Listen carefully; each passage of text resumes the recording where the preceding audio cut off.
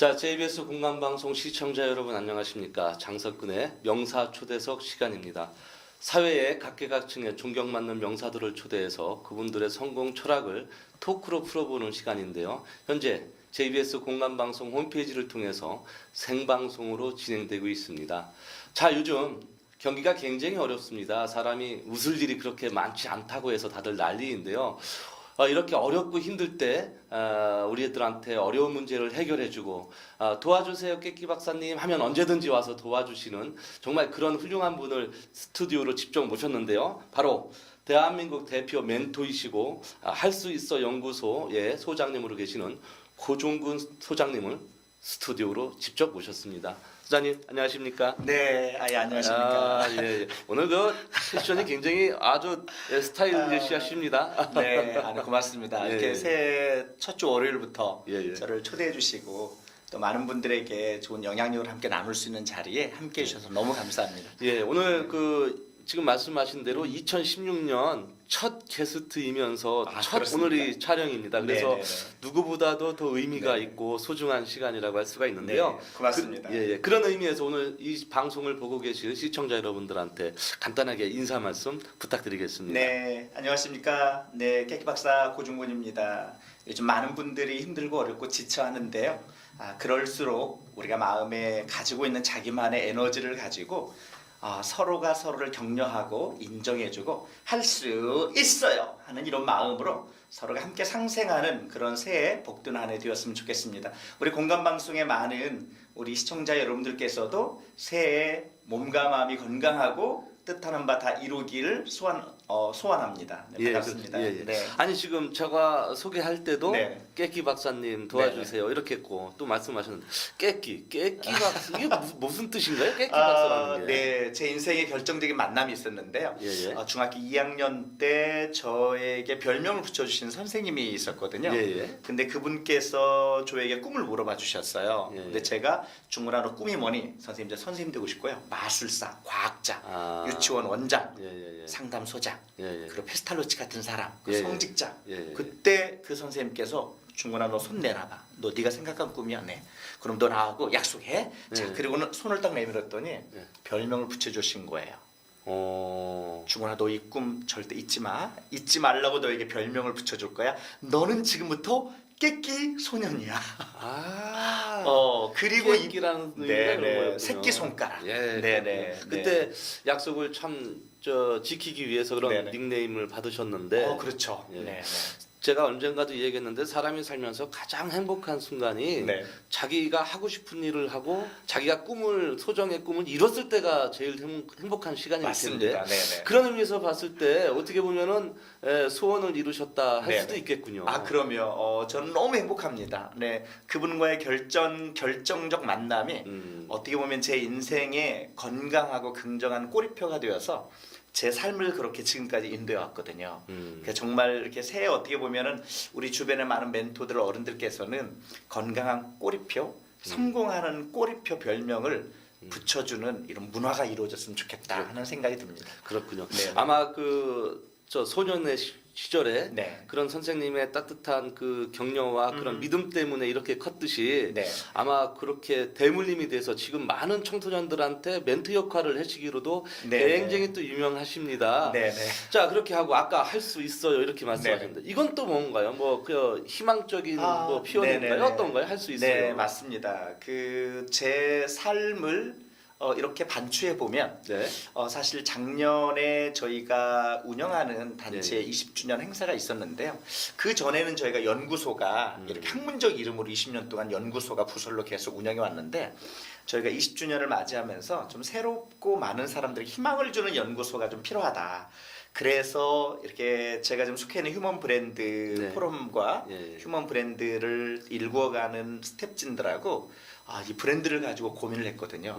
그때 이제 제 삶의 스토리를 다 들려주면서 제가 MBC의 그 똑똑해지 스쿨이라고 하는 뽀뽀뽀 후속 프로그램에 거기에 방송을 제가 고정 출연하게 됐는데 그때 제가 아이들에게 자연스럽게 유행시킨 게 할 수 있어요 이거였거든요. 그런데 그게 제가 매번 아이들과 청소년과 교육을 하면서 넌 할 수 있어. 넌 정말 할 수 있어. 네가 생각하는 거 넌 할 수 있어. 20년 전에 저에게 깨끼 소년이라고 별명을 붙여주셨던 분이 준건아 너는 할 수 있어. 너는 네가 원하는 거 다 할 수 있어. 그런데 그게 제 삶에 그때부터 지금까지 제 안에 이 긍정적인 마음이 늘 있었더라고요. 그 예전에 캠프 제가 아이들과 함께 캠프를 갈 때도 캠프 주제도 할 수 있어. 만약 할 수 없다면 그것은 방법을 모르기 때문이야. 할 수 있어요. 그 제가 그 MBC의 첫 방송에 출연할 때 예예. 제가 아역 배우실에 갔어요. 처음에 이제 제 그 분장실에 딱 예. 있다가 예. 제일 먼저 분장을 하고 간 게 아역 배우실인데 그 아역 배우실에서 보니까 아이들이 계속해서 열심히 연습하면서 예. 그 다음 대사를 외우고 율동을 하면서 아이들과 방송을 준비하는 거예요. 그때 제가 아이들에게 제일 먼저 관계를 좀 터야 되겠다. 함께 이렇게 방송을 하는데 이 아이들과 소통이 돼야 되겠다. 그래서 제일 먼저 가서 그 아역 배우실에 딱 가서 한 게 이거였어요. 그러셨군요. 아니 저도 이제 그 네. 기억이 나는데 지금 말씀하신 대로 네. 하면은 애들도 하고 따라 네. 보고 특별히 제가 또 기억나는 게 아이들이 무슨 실험을 하다가 네. 해결이 안 되면은 도와주세요 깨끼 박사님 하면은 네네. 짠 하고 나타나서 짠 하고 나타나고. 네. 네. 아이들이 어떠한 어려움을 다 해결해 주시는 네. 주문도 외우고. 예, 그래서 네. 바로 아이들한테 이렇게 이 카메라에 네. 잘 잡히나요? 할 네. 수 있어 연구소를 이렇게 네. 깨끼 박사의 할 수 있어 연구소 정말 yes I can인데 네네. 이 브랜드로 지금 오랜 시간 아이들한테 네네. 이렇게 코칭도 해주시고 멘토도 하고 계시는데 정말 국가적인 측면에서라도 이런 프로그램은 반드시 필요하다고 보거든요. 그럼요. 작년에 재작년인가요? 이 국회의원 299명의 만장일치로 인성교육법이 이제 네네. 국회를 통과했습니다. 사실 전인교육이다, 인성교육이다, 청소년 교육이다 이거를 법으로 하면서까지 할 수가 있어서 참 안타깝긴 너무 한데 마음이 안타깝습니다. 네. 그거를 법 이전에 우리 저 소장님은 네. 진작부터 이렇게 네네. 해오셨죠. 게다가 그 이름 하야 우듬지 학교라는 네네. 있습니다.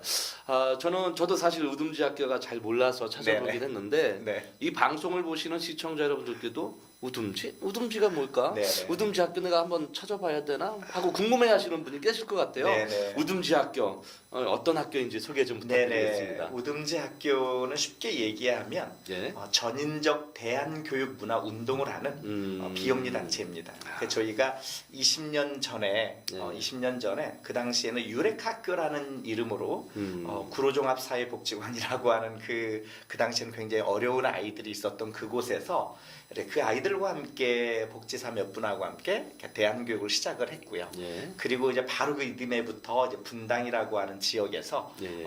이 유렉학교가 시작이 되었는데 10년 동안 이 교육을 하면서 이제 10년이 된 이제 지난 95년도부터 시작해서 2005년도에 사단법인을 설립해서 그때 이제 우듬지 학교를 바꿨는데 이게 우듬지라고 하는 뜻이 예. 참 굉장히 놀라운 뜻이 있습니다.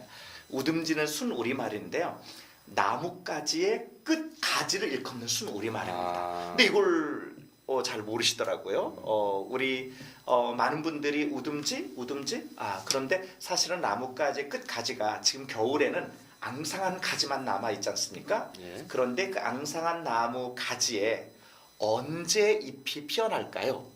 근데 우리 장목사님 어떠세요? 언제 잎이 피어날까요? 결국 계절이 바뀌어서 봄이 와야 되지 않겠습니까? 그렇죠. 계절이 바뀌어서 봄이 와야 되는데 더 정확하게 표현하면 자기의 때라고 말할 수 있는데요.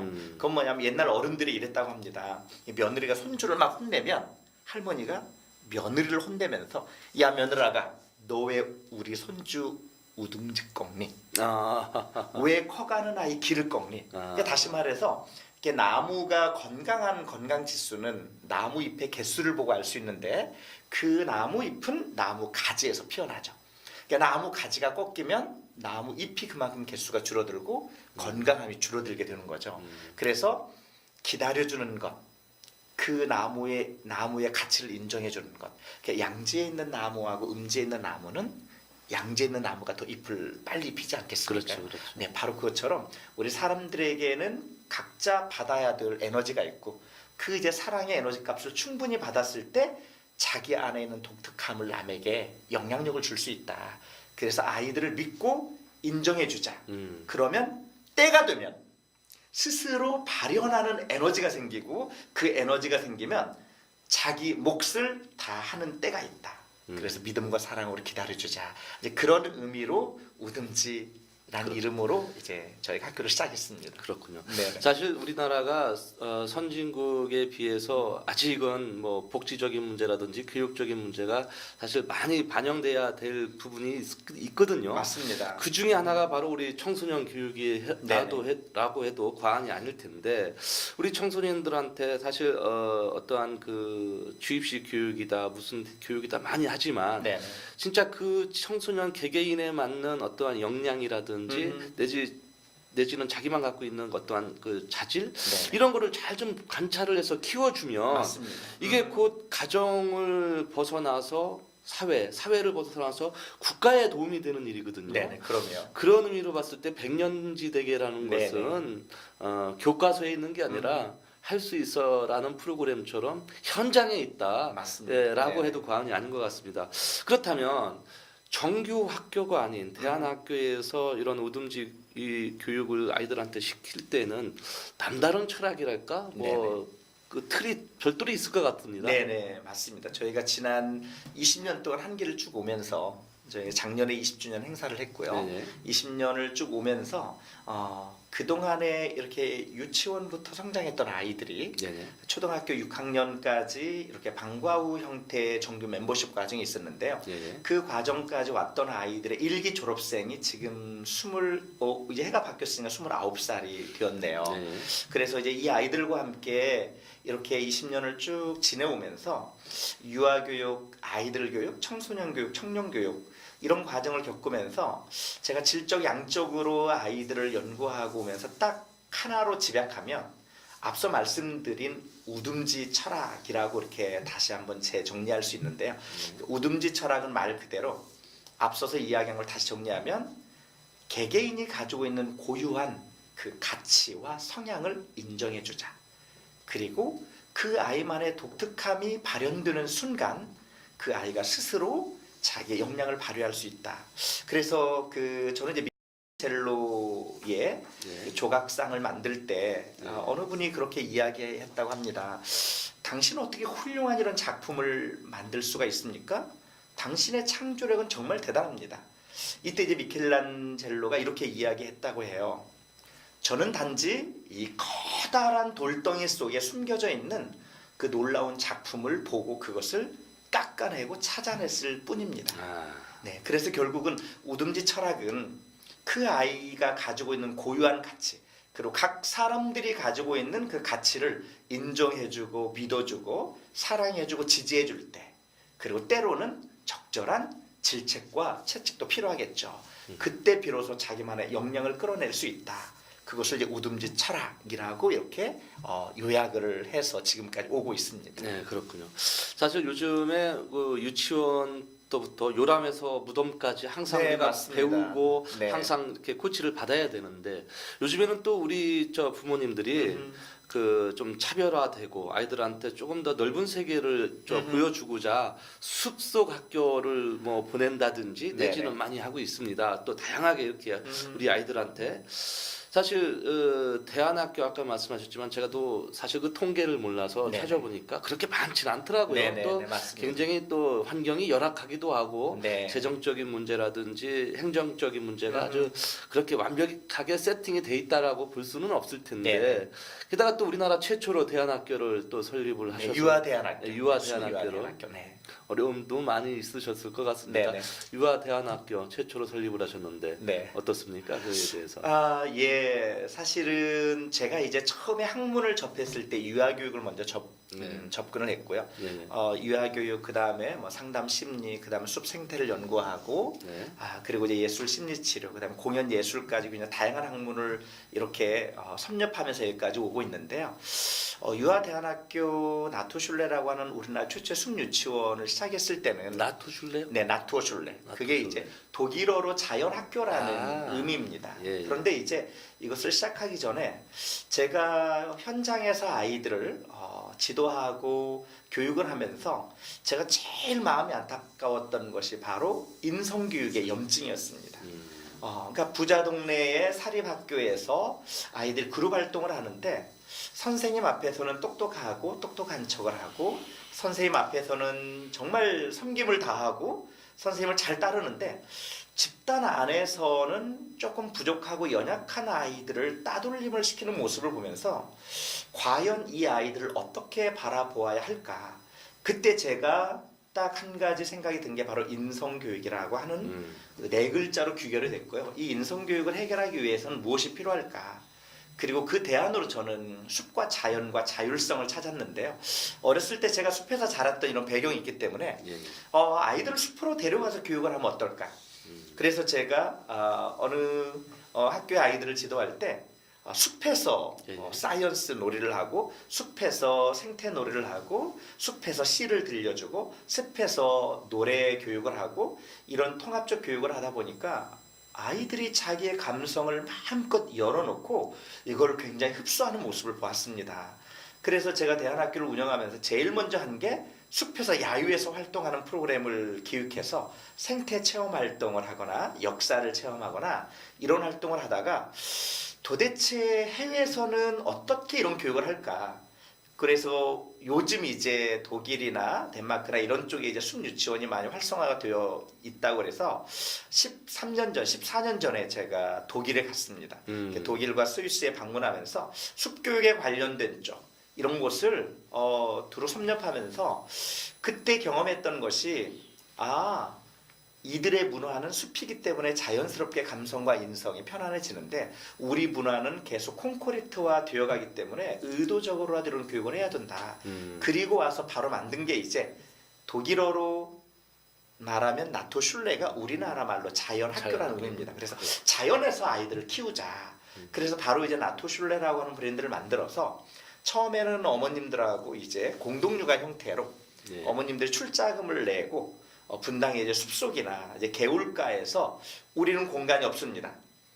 우리는 텐트에서도 교육할 수 있습니다. 자연이 우리의 교실입니다.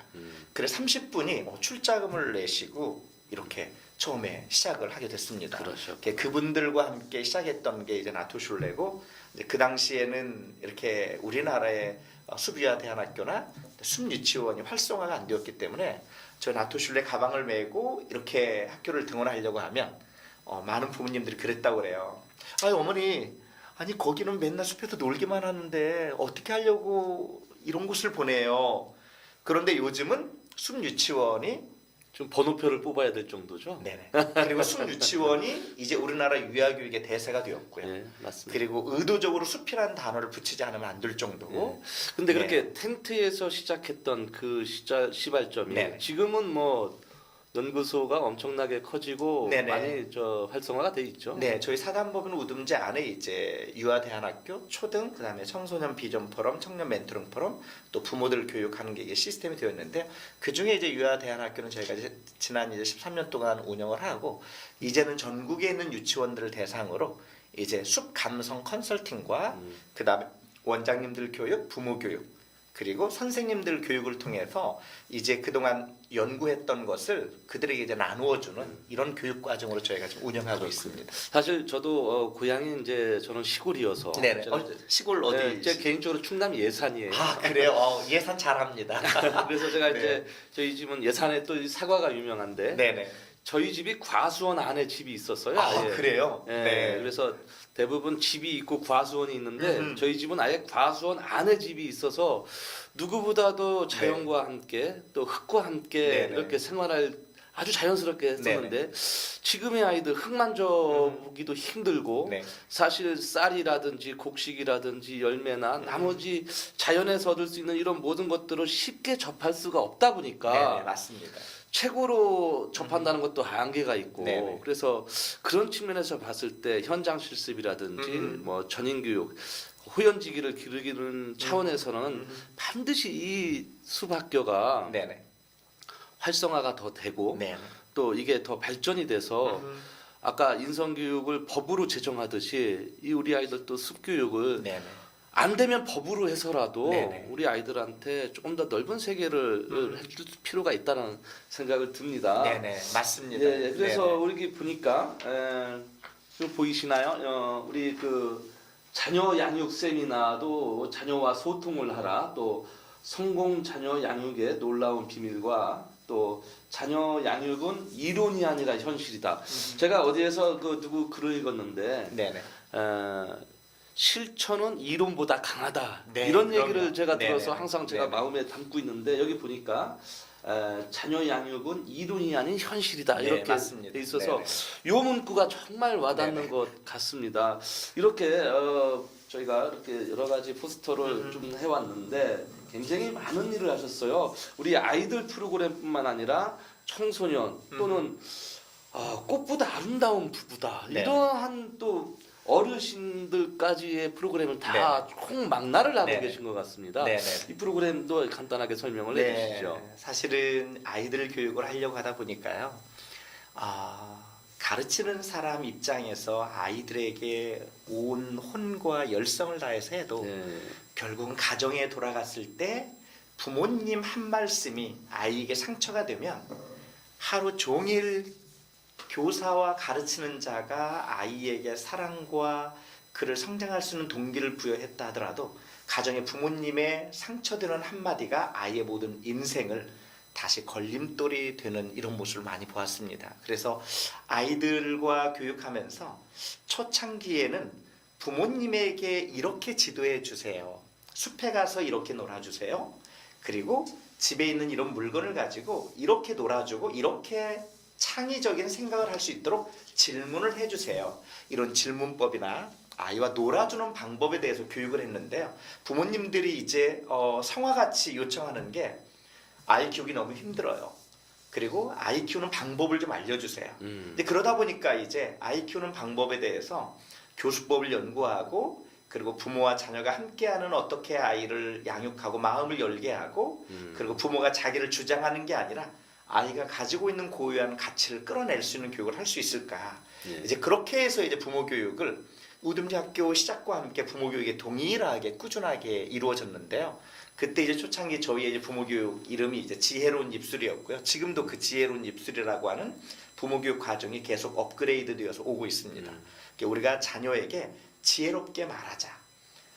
금과 은 세상에 귀한 것도 많이 있지만 그보다 더 귀한 것은 지혜로운 입술이다라고 하는 그 잠언에 있는 솔로몬의 지혜서의 한 줄이 있더라고요. 그래서 지혜로운 입술이 우리 아이들을 성장시키고 이 시대 미래로 성장할 수 있다. 네. 그래서 이제 부모 교육은 그렇게 이제 시작이 되었습니다. 그렇군요. 네네. 사실 총칼로도 뺏을 수 없는 게 지혜거든요. 그럼요. 종교의 맞습니다. 이념으로도 할 수 네네. 없는 게 사람의 지혜인데 그 지혜를 우리 어렸을 때부터 확실하게 이렇게 자연과 더불어서 살 수 있는 공동체 생활을 함으로 인해서 우리가 청소년이 좀 더 이렇게 밝은 세대로 자라날 수 있는 그럼요. 그런 네. 멘토 역할을 해주시는 건데 사실 우리 고종근 이 소장님 같으신 분이 대한민국에 10,000명도 사실 넘어야 될 것 같아요. 몇십만 명이 돼야만 될 것 같은데 숨어 있는 그 내고 있는 분들 많이 계십니다. 근데 이렇게 네. 그 소장님처럼 네. 어떠한 대안학교라든지 숲속 학교를 이렇게 직접 설립을 하고 네네. 운영하는 이런 시스템들이 사실 많이 있나요? 정부의 지원이라든지 아니면 민간 네네. 쪽으로라도 많이 있는 상황입니까? 어떻습니까? 실제로 요즘은 이제 이런 쪽이 많이 늘어나고 있고요. 다행이네요. 네네. 그런데 이제 이게 교육적 관점이냐, 아니면 비즈니스 관점이냐, 이제 네. 이 부분이 사실은 어떤 경계선에 있는 건 사실이고요. 그렇군요. 그런데 이제 국가에서도 대안교육이나 이런 게 많이 지원을 하려고 하지만 실제 그 국가기관에서 그 틀 안에 들어있게 되면 예. 이미 대안교육은 아닙니다. 예. 어쨌든 교육 시스템이라고 하는 틀 안에서 해야 되기 때문에 제도권에 있으니까. 그럼요. 그러니까 사실은 제가 시작하게 된 대한교육의 이 철학의 시작은 닐 영의 썸머힐 학교라든지 네. 그 다음에 아까 이제 일본 같은 경우는 키노쿠니 학교라고 해서 이미 오래전부터 많은 학부모님들이 숲에 있는 학교를 1년씩 보내는 그런 네. 시스템도 있습니다. 네. 그게 뭐냐면 숲에서 자연에서 키우는 아이들이 얼마나 인성과 삶이 다르다라고 하는 선택도 다르고 그 자율성이 자기의 인생을 주도적으로 만들어갈 수 있다라고 하는 것에 대해서 이미 앞선 선진국은 공감하고 있기 때문에 그래서 많은 그 기관들이 이런 게 늘어나기는 하지만 이것이 얼만큼 의미 있게 갈 것인가라고 하는 것은 앞으로 이런 운동을 통해서 그런 많은 분들이 의미 있는 대안학교를 운영할 수 있도록 이런 게 좀 필요하지 않을까라는 네, 생각을 또 해보게 됩니다. 자, 이렇게 아이들뿐만 아니라 부모님뿐만 아니라 참 멘토를 해주시거나 관여하시고 선한 일 미치시는 곳이 정말 다양한데 네. 군부대도 가신다고 이야기를 들었습니다. 네네. 뭐 작년에 그 백골부대부터 해서 네. 우리 국군 일선 장병들한테도 어떻게 이걸 적용을 해서 지금 활용을 하고 계시는지 궁금하기도 합니다. 네. 결국은 앞서 우리 장 박사님 말씀하신 것처럼 요람에서 무덤까지라고 하는 그 과정 속에는 우리가 인생의 사계절이 다 담겨져 있지 않습니까? 그렇죠. 자, 봄, 여름, 가을, 겨울. 나무로 비유하면 작은 씨앗과 새싹에서부터 이렇게 싹이 나고 그리고 가지와 열매를 맺는데요. 예. 그 중에 이제 정말 중요한 그 어떤 그 연령층, 중요한 그 시기가 바로 청년기더라고요. 그래서 저희가 우듬지도 청년의 시기가 됐고, 그래서 이 시기에 맞춰서 이제 성년식이 되는 20주년을 준비하는 이제 19년째 청년 멘토링 포럼을 저희가 발족을 하고 청년들의 이런 어떤 그 동기부여, 삶을 바로 바라보고 그리고 자기의 역할을 갖는 데 있어서 감정에 무너지다 보니까 네. 그것을 전부 무너지더라고요. 그래서 진짜 나를 바라보자. 진나바 운동을 지난 1년 동안 했고요. 이제 앞으로는 진짜 세상을 바라보자 해서 세상을 바라보는 청년 멘토링 포럼을 지금 이제 1년, 2년, 지금 3년째 운영하고 있는데요. 저희 제자 녀석들 중에 네. 군부대에서 저를 요청한 또 제자들이 있었어요. 이제 그렇게 해서 군부대에 또 2년이 되다 보니까 그 군부대 그 군인들이 너무나 그 자기 삶에 대해서 조급하고 제대하면 무엇을 해야 될지 그들에게 이제 동기부여를 시키고 인생을 바라보는 패러다임, 어떻게 인생을 통찰할 것인지, 자기를 어떻게 극복하고 도전할 것인지에 대해서 계속 이야기를 나누었거든요. 근데 그러다 보니까 군부대에서 제가 이렇게 오랫동안 20년 동안 유아아동 청소년 또 부모교육, 부부교실 이런 걸 한 걸 알고 군부대 고민이 생겼더라고요. 그러니까 군부대에도 많은 부부들이 있는데 특히 이제 백골부대는 철원에 있는 곳이지 않습니까? 이제 그러다 보니까 군부대 특히 이제 부사관 부부들, 이게 부사관들이 정말 군부대를 위해서 우리나라를 위해서 열심히 노력하는데 부사관의 안에 있는 우리 사모님들은 이제 집에서 그 깊은 철원의 산골짜기에 가서 이렇게 남편을 내조하고 자녀 양육을 하는 너무 힘들고 어려움들이 많더라고요. 그래서 참 감사하게도 백골부대 그 3사단 사단장님께서 철학이 너무 귀하고 좋으셨어요. 이 우리 부사관들을 위해서 뭔가 부부 교실을 한번 했으면 좋겠다. 그래서 이제 군부대들 그 장병들을 위한 부부 교실을 제가 2달 동안 프로그램을 연구하고 거기에 전문 장교들과 연구하고 기획해서 작년 10월 달에 1박 2일로 2번에 걸쳐서 운영을 했거든요. 근데 이제 정말 그 부부들이 서로 이렇게 마음을 이해하지 못하고 서로 관계에 대해서 힘들었던 부분들을 그냥 눈물로 서로 이렇게 이해하고 공감하고 저도 개인적으로 너무너무 행복하고 감사한 그런 시간이었습니다. 그랬군요. 네.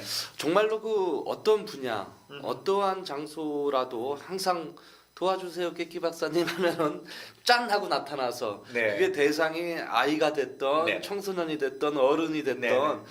정말 많은 곳에서 슈퍼맨처럼 이렇게 네. 다니고 계신 것 같아서 너무 제가 감사드리고 네. 또 아유, 너무 별 참 말씀을. 네. 고마운 일인 것 같습니다.